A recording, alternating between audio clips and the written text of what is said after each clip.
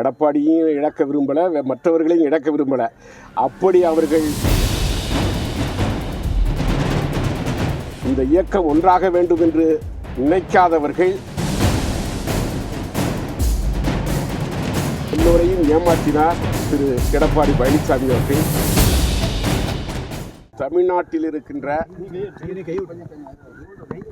அதிமுக தொண்டர்கள் 100%, 99.9% அதிமுக இணைய வேண்டும், 2026 புரட்சித் தலைவர் புரட்சித் தலைவி ஆட்சி கொண்டு வர வேண்டும் என்று எண்ணுகிறார்கள்.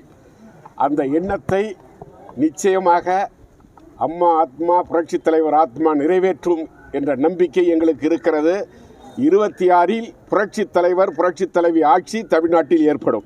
எடப்பாடி ஆனால் 2020 எப்பொழுதுமே நான் ஓபிஎஸ் ஏற்றுக்க மாட்டோம் அதிமுக அப்படின்ற மாதிரி சொல்கிறேன். அதாவது நாங்கள் யாரையும் இழக்க விரும்பலை, எடப்பாடியும் இழக்க விரும்பலை, மற்றவர்களையும் இழக்க விரும்பலை.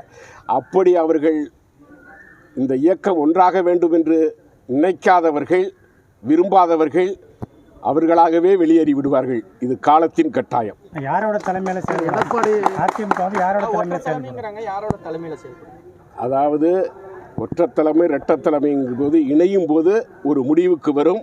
ஆனால் 2025 டிசம்பருக்குள் ஒரு நல்ல முடிவு ஏற்படும். சார், எடப்பாடியாவில் அதிமுக அழைஞ்சி விட்டார். டிடிவி தினகரன் இந்த 2026 தேர்தலுக்குள்ள எடப்பாடியாலே அதாவது அவர் இந்த நாடாளுமன்ற தேர்தலில் அவருடைய செயல்பாடுகள், கடந்த சட்டமன்ற தேர்தலில் அவருடைய செயல்பாடுகள், இதையெல்லாம் கருத்தில் கொண்டுதான் எடப்பாடி இந்த இயக்கத்தை அழித்து விடுவார் என்று திரு டிடிவி அவர்கள் கூறியிருக்கிறார்கள்.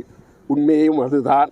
21 நாங்கள் போய் அம்மா மக்கள் முன்னேற்றக் கழகம், தேசிய முற்போக்கு திராவிட கழகத்தை கூட்டணியில் சேர்க்க வேண்டும் என்று வற்புறுத்தினோம். நானும் அண்ணன் நத்தம் விஸ்வநாதன் அவர்களும்.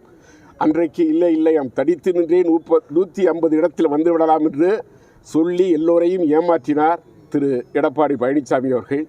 அதுபோல நாடாளுமன்ற தேர்தலிலும் பெரிய மகா கூட்டணி வரும், நாம் 40% மேல் பெற்றுவிடலாம் என்று சொல்லி இன்றைக்கு 20% வருகிற அளவிற்கு இந்த இயக்கத்தை ஒரு மோசமான நிலைக்கு கொண்டு வந்து விட்டார். அதை நினைத்து அவர் சொல்லியிருப்பார். சசிகலா சுற்றுப்பயணம் போயிட்டுருக்காங்களே, ஒருங்கிணைக்கிறது அவர்கள் சின்னம்மா அவர்கள் சுற்றுப்பயணம் ஒருங்கிணைக்க செல்கிறார்கள். அவரையும் டிடிவி அவர்களையும் ஓபிஎஸ் அவர்களையும் எடப்பாடி அவர்களையும் அனைத்தையும் ஒன்றிணைக்க வேண்டும் என்பதுதான் ஒவ்வொருடைய தொண்டனின் எண்ணம்.